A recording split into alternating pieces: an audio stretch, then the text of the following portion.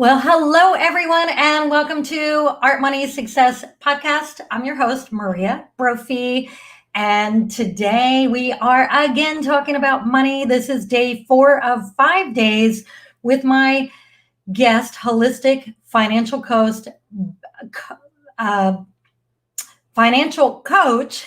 Beth Dana, and I'm going to bring her on in just a second. Today's topic is how to handle money when it starts coming in. And of course, as a entrepreneur, business owner, and most of my listeners are either full-time entrepreneurs or just getting started entrepreneurs with their art business or their creative business, this is going to be a really good topic for you to listen to today. And just so you all know, we are doing this podcast live. And so if you're with us live, leave comments and questions in the comment. We'd love to hear from you. Okay, I'm going to bring on Beth Dana, who is joining us from the jungle in Costa Rica. Welcome, Beth. Thank you for being here again. Wi-Fi gods, be good to us today. Yes, please.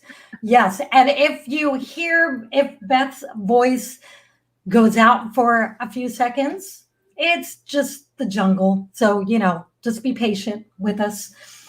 Okay, so Beth, of course, all the questions that I always have for you have to do with things that I really want answers to. And so today's topic, how to handle money. What I want to know is when money starts coming in, whether it's just a tiny bit of money or it's a lot of money, how do you best handle that money coming in? How do you make the best choices? How do you not squander it away? And so that's what I want to pick your brain with today. Any thoughts or wisdom you can share with us on that topic? Yes. So the first thing is really getting into the habit and routine of setting a budget. We talked about this yesterday. We've talked about it a few times, but really the importance of a budget and a budget formula. So there is a formula to a budget. So as money is coming in, where is it going? Again, money wants a job. Where is it being allocated to? So a formula that I've learned by being in the industry and something that I've recommended to my clients is the 10, 20, 30, 40 rule. So 10% as income's coming in, you just sold art at your most fabulous art show. And what are you going to do with it? Well, right off the bat, you're going to put 10% towards donating or tithing. Because as we're giving, we're receiving, right? So pick an organization of your choice or what have you, like Maria does. She donates anonymously by paying somebody's food tab, which I think is fantastic. Do that. And it's fun too. You're paying forward. Yes. Have fun with giving. And then second is the 20%, which is paying yourself first. Because what's typically happening is we're paying everything else, all our living expenses, rent and mortgage, and then there's little to nothing left for us after that point. So getting into the habit of giving, donating, tithing, then paying ourselves first, and that's the 20%. So the 20% then gets allocated to your short term, which is either paying off debts or saving for your emergency fund or your safety fund. And then you're also putting towards your medium and then your long-term goal, which is your wait a minute. The jungle Wi-Fi made you freeze for a second. So you said 20% pay yourself first. You're gonna put that 20% towards the following items: short-term savings, and debt repay, and debt repay. And then what else? And then your midterm. So that might be saving for travel, maybe saving for a new business venture, maybe it's saving for a home or car. Okay. Then your long term, which is your long term. So your quote unquote retirement, the money that you're going to need to create financial freedom for yourself, put towards that. So that is the money allocations that we'll speak about today, a little bit more in depth. And then the 30% is your living expenses. So food, gas, utilities, dining out, all those things you love. And then the last 40 is your rent or mortgage. So first get in the habit of knowing how to allocate your money when it does come in. Have a place for it. Okay. That is great. You know what? I love this formula. Formulas make sense to me, even though I like, I always say I'm not really a numbers person, but as a business owner, I've had to learn how to be better with numbers. And when someone lays out a formula for me, I'm like, okay, I can do that. I can follow steps. You tell me what to do. And if I do, and if I do it and I'm going to have success, that's great. That makes it so easy rather than, well, let's talk for a moment about what a lot of us do wrong when the money comes in every month. Even those of us that have a job and have a regular paycheck. And for those of you who live your life like me, you never really know how much money is coming in every month because you're an entrepreneur. It's up and down, and it depends on a lot of different factors. So I want to just take a moment and share my own mistakes that I've made that I'm really working on getting in better habits and so forth. And that is when the money has come in the past, and it comes in as an entrepreneur in spurts and drips and drabs, the first thing I do is pay everybody else. Yeah, that's typical. And so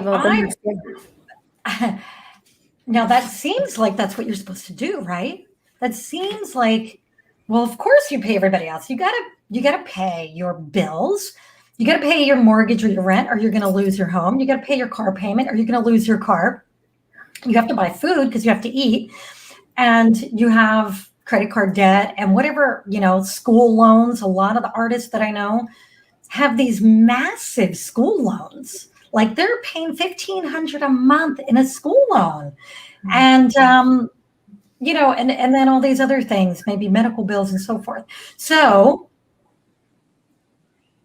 I know we're not going to go deep into this right now because, we're already almost 10 minutes into this podcast episode, but this idea of paying everything else first and then paying yourself last is what keeps people stuck in a poor state of finances. So having this formula and really following it, I think, and trusting it is one of the big steps towards financial freedom, which we talked about the other day. Yeah. I also want to mention, I really liked what you said right when you started. You said, get into a habit and routine, the habit and routine of having a budget and allocating your money, because money wants a job. I never heard anybody say that before. And so if you don't give money a job, what happens? And I'm actually asking you this question, Beth. So what if I don't give my money a job? If I don't tell my money where to go, what's going to happen to it? Then it's going to go to wherever it's going to end up going, which is generally a very unconscious choice. Yes, unconscious. Oh my God. So yes. The conversation here is financial consciousness. Right? Unconscious. I'm excited about this because I've been listening to Bob Proctor's masterclass the last few days. And he was talking about how if you don't choose what you want for yourself every day, and we can insert where you want your money to go every day, what you want your money to do, everyone else and everything else is going to choose for you. Right. Exactly. And so when we're not putting ourselves first, what are we telling the universe? What are we putting, that energy that we're putting out there? Because if we're not putting ourselves first in our money allocations, that most likely is translating a lot in other areas of your life. Think of healthy Yeah. boundaries in relationships and all kinds of things, right? And this is why I say it's a non-linear conversation here. When we really heal our money, watch out everything else that's going to pop open. This is incredible. I love this topic, and I hope the listeners are really getting some of this. And I also want to mention that Beth and I have created a workshop together. It's called Make Money Your Partner, and it's named after Beth's wonderful series of books. I'm just holding one up here for those of you who can see the video. Make Money Your Partner. It's a series of books that Beth Dana has on Amazon. And so our workshop is based on that, and it's based on all these principles. There's a link about the workshop in the description of this video. Click the link and learn more about it. I want to take a moment to say hello to a few of our live listeners, and there's a couple questions in here. So first of all, I want to say hi to Lisa Perfetti, who has been here every single day. She sure has. And then hi to Johnny Spa, who has signed up for our workshop. Johnny, we are going to see you in the workshop, and Johnny is going to have some massive transformation along with myself, because I know I will too. And let's say hi to Edie and Holly Shively. Holly, good to see you. Holly comes to a lot of my live workshops. And let's see. Christine O'Donnell. Hello, Christine, my good friend, who I had a little beach time with her this morning. And Christine asked a question. This is a great one. How often should you review your budget? Should you review it daily or monthly or what? Well, I'll speak for myself. I look at it at least once a week. Obviously there's probably something that I'm paying each week. So I'm relooking at that and just making sure that I'm staying within it. But I actually, something that I just do for myself is I connect with money on a weekly basis. Like on a Sunday when I'm planning out my week, I review and reconcile my account and go over my budget. And so the Financial Goal Tracker Planner Journal actually has a budget sheet on there. So it's something that you will complete every month, and just looking at that. So getting connected with money and where it's going, because there's a lot of things that you'll have on your budget, but you might go off your budget. And so you wanna log that in. So you wanna track it. So I would say at least get in the habit of doing it once a week. And then if you're feeling like daily feels right for you, then look at it daily. Whatever's going to really support you in moving forward in creating these better habits, then I would recommend doing that. Yeah, and I'd like to share a little bit about what I've been doing that's really helped me. First of all, I have a spreadsheet that tracks all the income that comes in, and I do this for my business. And I look at that. Well, first of all, even if somebody walks in the gallery and buys a $20 book off the shelf and they pay cash, I enter that on my daily tracker, or it's actually a monthly tracker that breaks it down by the day, because I want to see when money's flowing in. And I also have a monthly sales goal. And so this spreadsheet totals it up for me. So every single day I can just plug in there and see how close am I to that monthly goal. And I started using this tracker, I want to say, yes, 3 years ago. And just tracking the money that's coming in has made such a huge difference and improvement in how I reach my money goals, because it helps me to know, it kind of lights a fire under me to do more marketing or to follow up with like art sales, so that I can reach that goal. So that's number one. Number two, when I get a big chunk of money that comes in, so let's say I sell a painting for $5,000, right? Mm-hmm. That money goes into the bank. And then I immediately then go in and send a minimum of 10% to savings, to one of my savings accounts. Like I'll do it on the spot rather than wait to do it once a month. That way, I don't know, that way that just works for me. That process just works for me for whatever reason. It fits with my ADD personality. I don't follow really strict rules. I just kind of do things as they happen. And when I started doing that, I want to say a year and a half ago, that's when I started seeing my savings grow. And I have several savings accounts. I have my emergency fund. I have my tax savings because I usually end up owing money in taxes every year. So I put that away. And then I have my long-term and my short-term. So that works for me. I want to say something too, because we're speaking to a lot of creatives here. And I like to say I'm creative. And as much as I love structure, I find like this beautiful balance between flow and creativity and structure. And so I want to really, because this is our audience, I want to speak on that because, when we think about money and finances, it's like, oh my. And you froze right on that. Okay, so I'm going to go back, rewind. It was like, oh my God. And that's where you froze. So I want to say as artists, we want creative and flow, and we really do want structure, right? And so how do we get to have fun with money? How do we get to have fun with finances?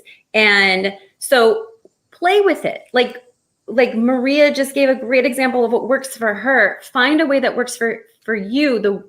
The most valuable thing you can do is just create habits for yourself and start creating some type of structure that's going to work for you to move forward. So have fun with it, flow with it. If it's a day, a week, a month, but put these into action and really have fun with it. But really bringing in the masculine and feminine energies, right? Because the masculine energy, doesn't matter what gender you are, it's about structure. It's about the structure of it, and then the feminine is the flow. So we really want to have both and have fun with that. Yeah, and all these things that we touched on, we go way deeper into it in the Make Money Your Partner workshop, where there are worksheets for you to do, and we go deep into the structure. What I love about your approach, Beth, and this is why I wanted to do this whole collaboration thing with you, is because your approach works so well for creative people. Even though I'm not a painter and I sell art, I'm a writer and I am highly creative. And my personality is that strict structures don't work for me. So like if you only talk to me about all the insurances I got to get and this spreadsheet budget, all of a sudden I'm just like, that doesn't work. That doesn't work. But a little bit of structure with a holistic approach, which is what I love about your coaching and teaching, where I can still be this ADD butterfly and get a little bit of structure where I am good at saving money and I get the concept of, it took me years to get this concept of paying myself first. It took me years. And I hope that this workshop that we bring to my creative audience will save them years of losing money, and they'll get it faster because I hate to admit this about myself, I'm kind of a slow learner. I don't know why that is, but whatever, it doesn't matter. I'm a slow learner, but once I get something, then I teach it to everybody because that's the personality I am. I want everybody to, benefit from the same things I've benefited from. And I do believe that you can have transformation in many areas of your life quickly. It doesn't have to take years. And I'm starting to do that with my coaching with artists. Like this morning, right before we did this, I had a coaching call with one of my artist clients. He's in Switzerland. And he signed up for a 20-minute coaching call. And in 20 minutes, because we had such limited time, we transformed like 3 major areas of his art business. And after I got off that coaching call, I thought, oh my gosh, when you set the intention to solve problems, transform something, and you do it in a short period of time, like our workshop is 2.5 to 3 hours. When you set that intention, you do it, you pull it off. Mm-hmm. Yeah. Like, intention is powerful. It is. And what's that? There's this saying that people say, like, working 8 hours a day is just like old school.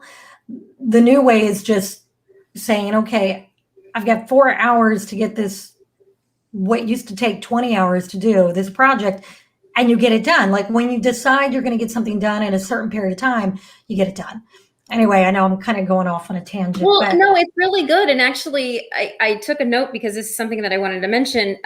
It's taking aligned action, right? It's taking aligned action to what it is that we want to create. And by that, it's just like quantum leaps that we're taking in time to then achieve what it is that we want to achieve. And then, so speaking on alignment, you know, how do we handle money when it comes in, creating a budget, and then looking at the money that you're spending, is it aligned with your higher self? Is it aligned with your future self and your goals and dreams? Because a lot of times it's not. Sometimes our spending is on things that are not aligned with our higher self, and we're making poor choices, unfortunately. And those are things that we get to look at. So even making sure that our spending is aligned with what it is that we actually want to create, because as we're dropping into our future self and the behaviors of that person, quantum shifts occur. Yeah, quantum shifts. And I think that just taking the first step forward starts the momentum. So let's close with this question I have for you. Okay. So for someone to get into the habit and routine of budgeting, and let's say they were only going to do one thing today, just one simple action, what would you have them do? Oh, repeat that question again. Okay. On their budget? For somebody who's never budgeted, never tithed, never paid themselves first, they never thought about their money. They just spent it willy-nilly and always, unconsciously, which is most of us, by the way, most of us. What is one really simple thing that they could put into action right now, right after we end this podcast, that will give them a step forward into conscious money habits? So just one thing. If they weren't going to do all of it, just one. Okay. So I would say put some money into savings. So, So what if they don't have a savings account? And a lot of people don't. Yeah. So open one, Open a savings account today. You can create a savings account for a minimum of $25. Open it. Yeah. $25. And let's say I don't make any money. I only, I have a minimum wage job and I'm trying to get my business started. And, I make $2,000 a month and it seems like every penny spent before the month's out. How do I do that? Okay. So what do you get to do to generate the income to put money into your savings account? What piece of art do you get to do? Like, what do you get to create as far as producing income? Because where is it going to come from, right? If you don't have it right now, then be in the motion and the action of creating it. Well, I'd like to say something a little different than that. And that is, I think anybody can come up with $25 to open a savings account. And I would recommend getting a savings account that's not attached to your regular account so that you don't touch it. Would you recommend that? Like what I mean is, okay, so for me, If we're talking about like different forms of savings accounts, yes, I would say get one that's off. But if you're looking for ways to generate the money to put into this account, yeah, find it. Like it's there. It's there for Yeah. you, and just find creative ways to get it. And when you do get it, yeah, if it works for you to have an external account aside from your bank account, like Maria spoke about, that just simply gets transferred, then do that for sure. yeah. Like I opened a Capital One savings account years ago, and that's where I send, when I'm sending money to now I have multiple savings accounts broken down, into different categories. But I really like it being not really easily accessible, because then, so I transfer whatever I want to save into it. So I don't touch it. I forget about it because I don't see it. So it's a way of kind of tricking yourself into saving money and leaving it there. That's really what I was getting at. But okay, so this was awesome. And I just want to encourage all of you listeners, if you want to be guided in a very detailed way to creating your budget, your conscious money spendings, paying yourself first, and all these concepts, click the link to the Make Money Your Partner workshop taught by Beth and facilitated by myself. I really think it will transform the way you not only handle money, but attract money into your life. So, Beth, thank you for being here with us today. This was really a good one. This was really fun. And tomorrow is day 5 of our 5 days of talking about money. And tomorrow we are going to talk about some easy tools to manage your money. So Beth is going to give you a few tips and pointers on tools that you can use to make it easy managing money. And we'll see you all tomorrow. Thanks, Beth. Appreciate it. Thanks for everyone showing up live. Thank you. Okay. Bye-bye, everybody.